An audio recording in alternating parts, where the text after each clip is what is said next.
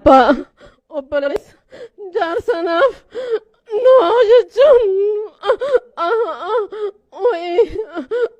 si ibsuu hin danda'u gootannoon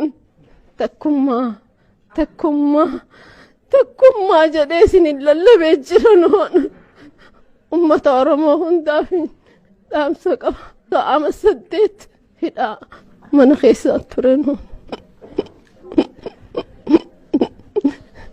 Isa xumuraa khalaas dhumte naan jedhe noo ganaa fayyita ganaallee Oromiyaa keessa naannoo itti naan jedhe dhumte naan jedhe dhumteen khalaas nageetti jechuu isaati. Ummata Oromoo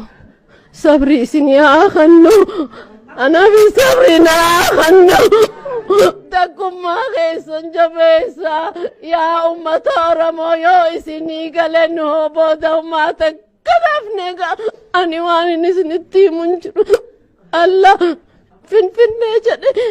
waan takka hin hambisne ana qabsoon hin beekne qabsoo keessan ana kennoon Allah ani Oromiyaa waan taateen beeku haatiin tiyya waan taateen beeku Allah isaan na barsiise Oromummaa noo jechuun goota takkallee isa gahin jiru kanaafu khalaas noon isinirraa deeme anarraa deeme takkummaa isiniin jedhe lallabe jabaadhaa yaa ummata Oromoo isin goota Oromoon goota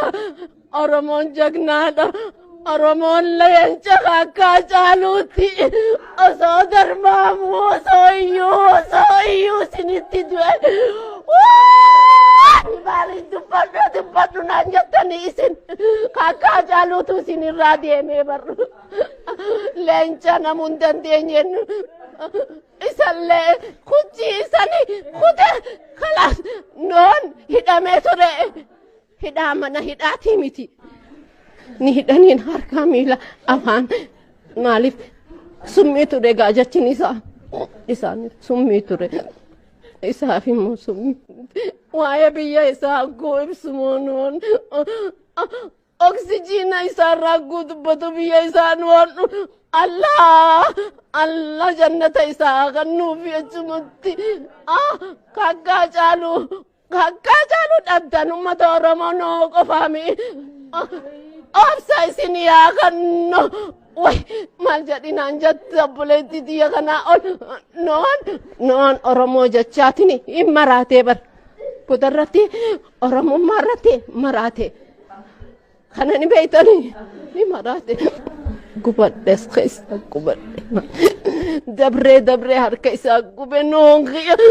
noomo Oromoodhaaf waan hin taane qabaanne Allah mana nuu fuudhi lafa nuu fuudhin jedhaan noo deemitin ijoollee tala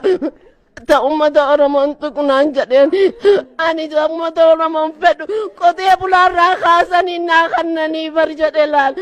Allah tanoomo ani dubbadhu yaanaan jettan dubbadhee tunfixu ani sarratti hin baradhe maali Oromummaan hin beekun ture obboleettii